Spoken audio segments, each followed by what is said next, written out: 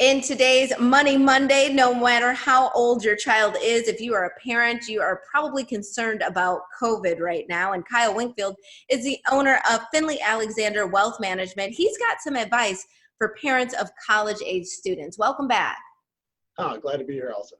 This is a very crazy time, completely unprecedented. You know, my daughter's only going into the first grade. I'm already thinking about college, so I can only imagine how it is for parents who have college-age students. They've got some tough decisions right now. They do.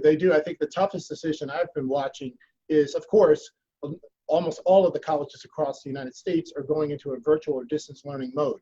However, what seems to be coming up more and more is the fact that they might be going distance learning, but they're charging full freight.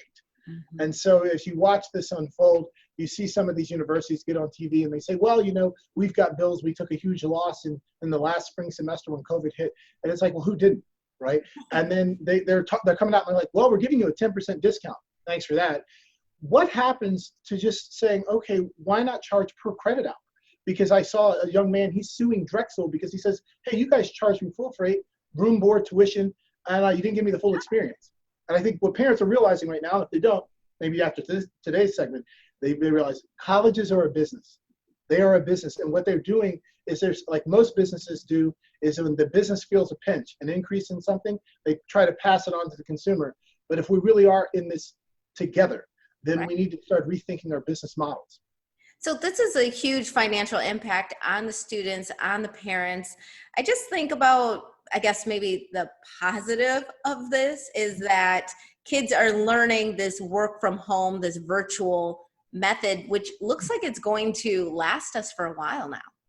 It is. And so what I love about college, if you really strip away all the degrees and all the pomp and circumstance and the ivy covered walls, is you're going to college to get a job, to get a degree, to get a job, and to function in the world that is and will be. And so when we think about this, the world that is right now and probably will be for the foreseeable future is going to be one in which there's a virtual work environment. So these students, think about this, the power behind learning and getting comfortable with doing your job and getting your degree online. So now there won't be any Zoom or virtual anxiety. You're able to accomplish and be productive this way. I couldn't think of a better way to prepare these incoming students for the future than learning this way and learning how to deal this way.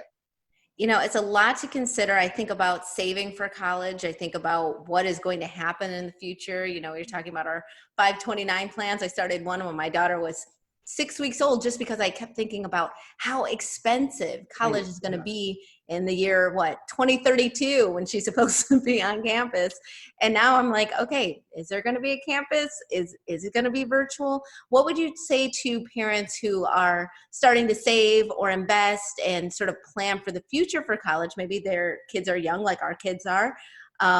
Should we be saving as aggressively? Should we be maybe saving a different way? What should we be doing?